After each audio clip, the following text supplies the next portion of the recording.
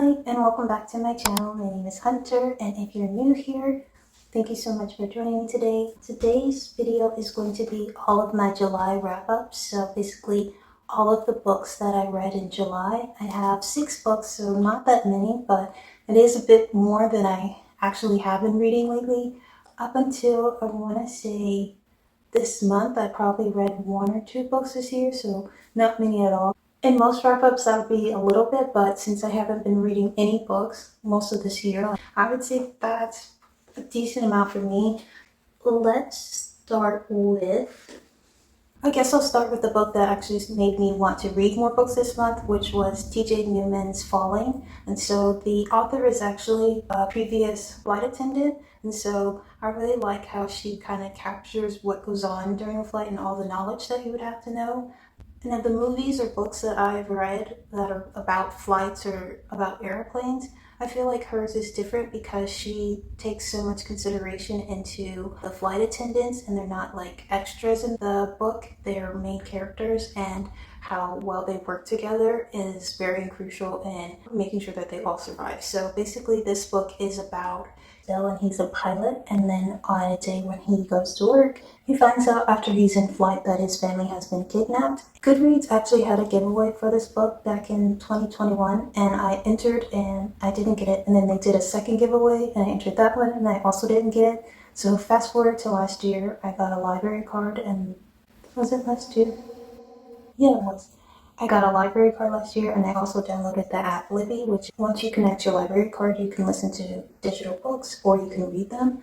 And they also have like magazines and other stuff. So fast forward to beginning of July, I remembered that I wanted to read that book. So that was one of the first audiobooks that I downloaded, and then I finished it. I started that book on July 5th and then ended it on July 6th, which coincidentally is the date that it was released back in 2021. I very much enjoyed listening to this book.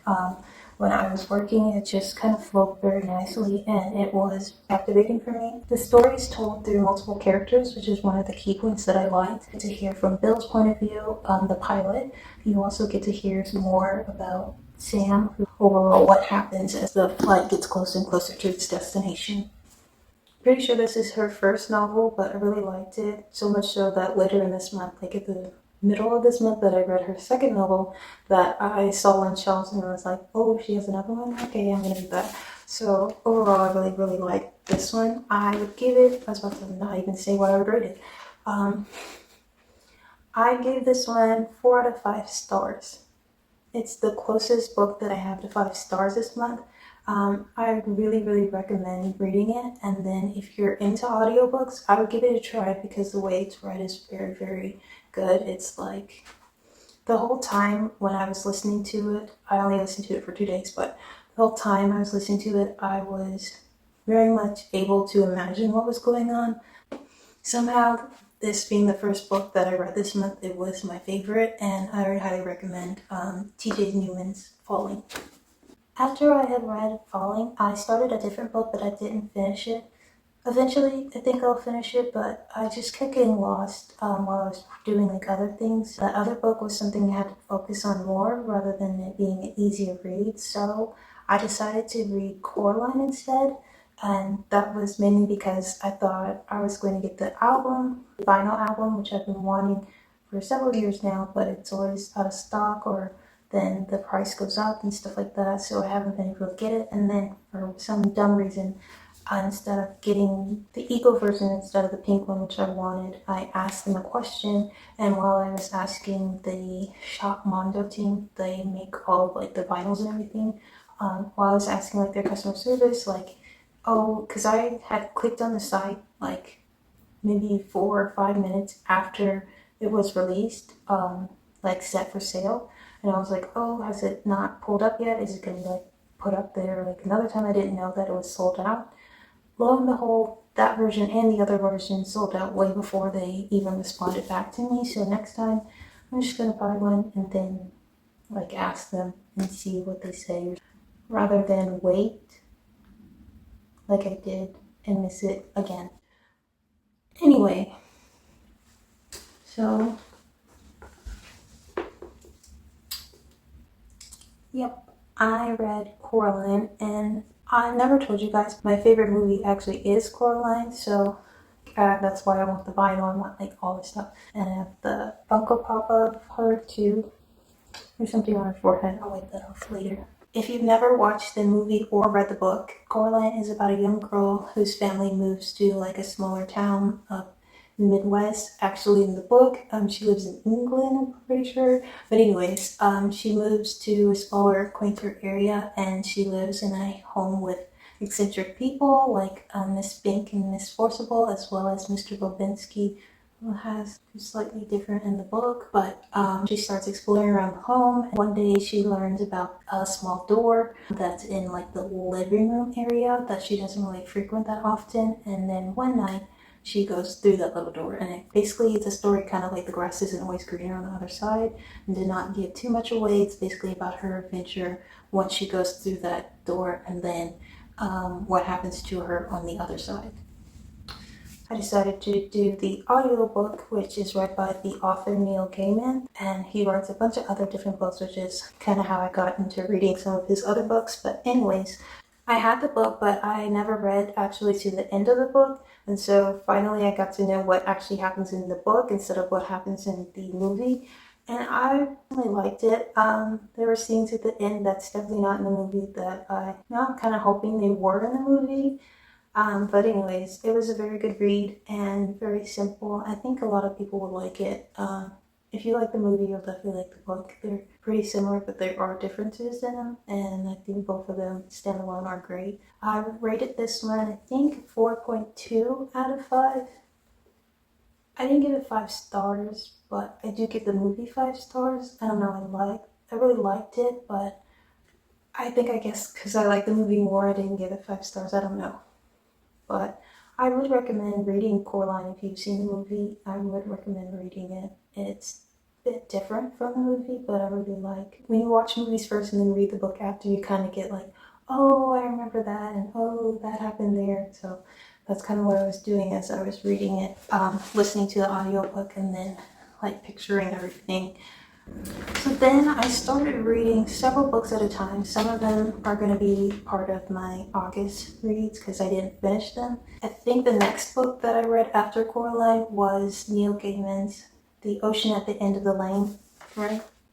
Yes, The Ocean at the End of the Lane. And that one is quite peculiar. There's like books, I think like Maybird or something like that, it kind of reminds me of that kind of adventure and things just going on. So this book starts off, the main character, which is nameless, he goes to a funeral and goes back down to his home, like town and city, and then he kind of goes and visits like an old area that he used to go to where his friend lived, and then it picks up from him spending time there, and he reminisces on his childhood in that city. I don't really call it city, I have to say it's mainly rural, but anyways, it picks up from his childhood, and it's a big event that happens in like kind of the magical world that he gets to experience through his friend Letty, and then kind of how like this evil force is brought into his world. This particular character starts to wreak havoc on his life and mess with him and his father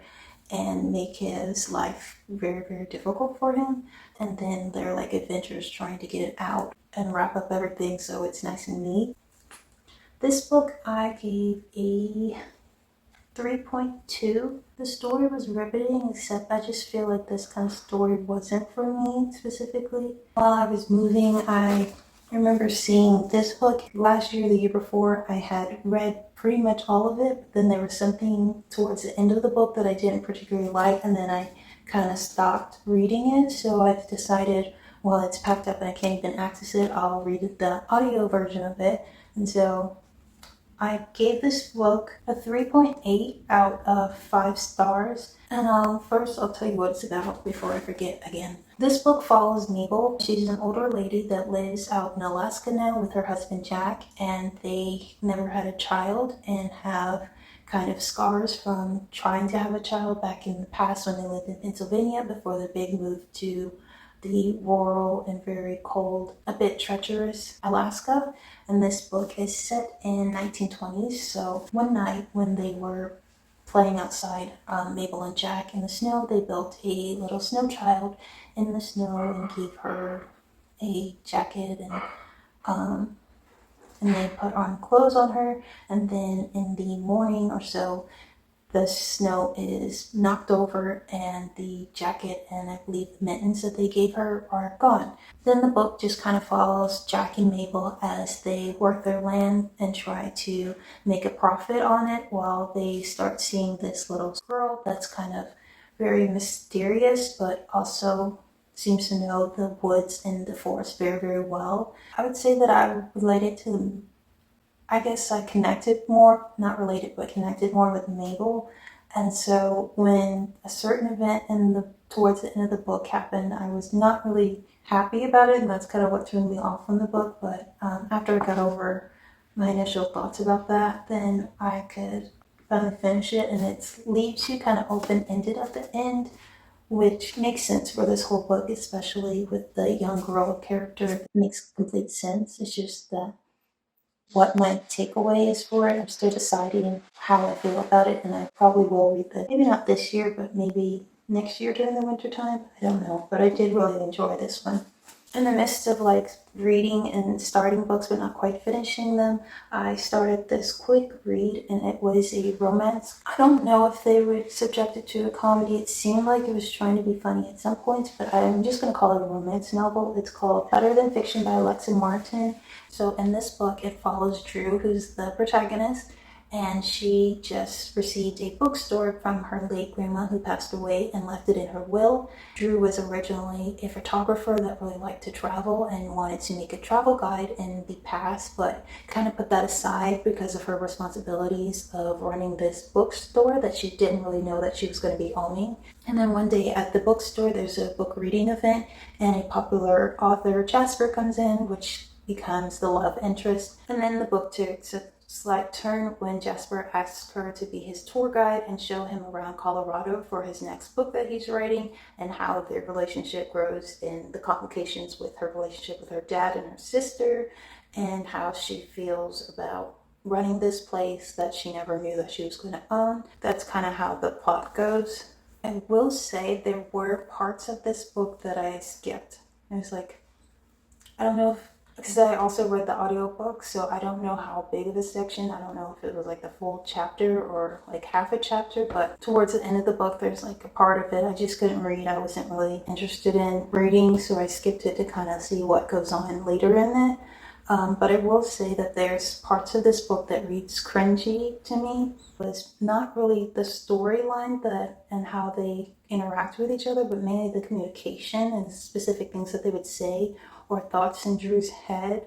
Like there was a certain thing that she kept saying over and over about basically how she really was into Jasper and he was very good looking and how that affected her. She kept mentioning that over and over, and that was kind of redundant, and I felt like it didn't really need to be said that much. And I don't know, just some of the like conversations felt like, hey big bro, hey sis kind of conversations. It didn't feel like things people would actually say to one another. I will say that her best friend and her, their conversations felt more real, but when it came to like romantic conversations between the two of them, Jasper and Drew, it was kind of cringy and not, I don't know, it was just kind of dry. I gave this one a 3. Yeah. I gave this one 3 stars out of 5. I think what kept me reading it was that I was generally interested in both of their lives, as far as career-wise. And the last book that I read this month was TJ Newman's Drowning, which is the second book that she wrote. Because I really like falling, and then I found out that she had drowning as well, I picked that one up. So this one, the book follows Will, who's the father of Shannon, and the two of them, as well as the rest of the flight, are leaving Hawaii. And 6 minutes into the flight, I believe, was it 6 minutes? Let me get that right. Okay, yeah. 6 minutes after the plane takes off in Hawaii, it starts to have failures, and a bunch of them, so the plane crashes into the water, and this story follows the lives of 12 people who stayed on the plane. It goes through their story of surviving, as well as up on land, the kind of rescue that's going on, and the connection between the characters that are in the plane and the ones that are above land trying to save them. So, okay, this book I rated 4 stars out of 5. I did really like this one and it was very interesting. And one of the things that I really like that she does is how she includes the knowledge of the plane as well as the flight attendant into the story. And the characters overall, some of the characters were unlikable in this one, but purposely so. Some of the reasons why I didn't like it, because there were kind of instances where I felt like it wasn't really fair. Like a similar situation happens to 2 of the rescue members, but only one of them, it seems, a main character in the book, was valued more than the other. Of the things that would happen, it kind of felt a little bit predictable. If there was 2 options, which way it would lean. I started it by myself, but I would listen to this usually in the car when I was with my mom, and it would just be in silence as we just listened to what's going on with this audiobook and this happening and that happening. I remember like one of the first 3 chapters, the plane going down, and it ended like, and the worst has yet to happen. And she's like, what do you mean this is worst yet to happen? And I was like, well, this is the beginning of the book. She's like, that's the beginning? Like, already what happened was so much chaos so far for the passengers that were on that plane. So I was just putting in her response while we were reading or listening to the book. Now I just kind of want to get into like my for sure TBRs for August. So, the Yellowface by R.F. Kuang. So I read most of it already. This book is told from the view of one author who witnesses the death of another author that she used to go to school with, and then June steals the book of the late author, Athena, and then passes it off as her own with her edits to it, and then kind of her life as she now experiences the glitz and the glamour of being famous for the book, and where she's been jealous of Athena because of the life that she's kind of lived versus her own in her failed first book.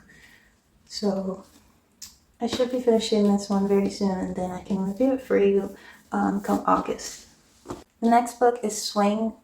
This is one of the ones that I mentioned earlier that I picked up during my night routine at the library, and I have not finished this one yet, but I'm almost finished. I'm like 75% done. It follows the protagonist and his best friend as they try to find their cool, as well as the protagonist Noah's love interest and his best friend that he's never told for like 7 years, and then the 3 of them, their story, and all these mysterious flags that keep popping up all around town. The next one I want to read is this one.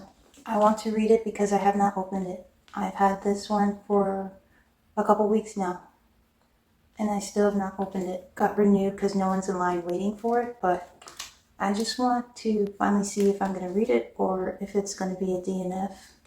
But I should actually just crack it open. And then online, I have quite a bit of books that I've started. So one of them is Remarkably Bright Creatures by Shelby Van Pelt. So that one is kind of interesting. It's told by an octopus. Part of it's told by an older lady that's been cleaning at this aquarium that the octopus has been in for several years now. I'm still at the very beginning, so I can't tell you that much about it, but I'm excited to finish that one. Then I'm rereading a book from middle school that I really liked. That was like 5 stars for me back then. It's called Shipbreaker. Then I'm reading Seekers. I think I'm kind of like in a nostalgia kick and just reading stuff that I really liked back then, because I'm also reading Seekers, which is a book about 3 different bears and their journeys, and it's actually a series, which I didn't know.